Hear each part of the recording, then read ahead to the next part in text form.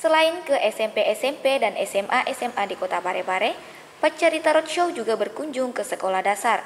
Nah, kali ini SD Negeri 47 Parepare menjadi lokasi Wakarenu host Pacarita untuk berbagi canda tawa.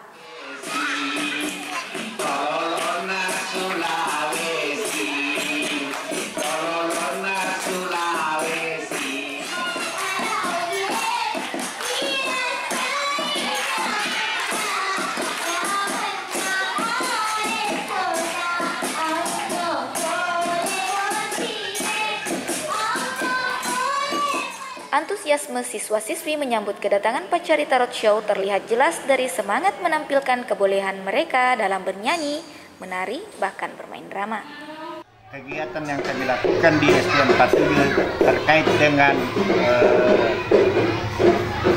kegiatan awal sepekan, di mana di situ kita memberikan suatu integritas diri kepada anak itu dibekali terkait dengan kegiatan kerjasama dengan acara Pacarita Titi Pare Capo.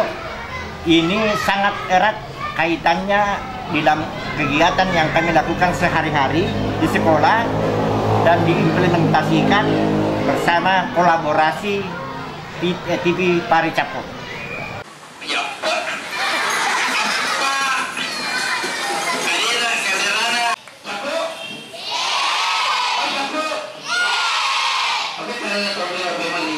Nah, kemanakah Pacarita Roadshow selanjutnya?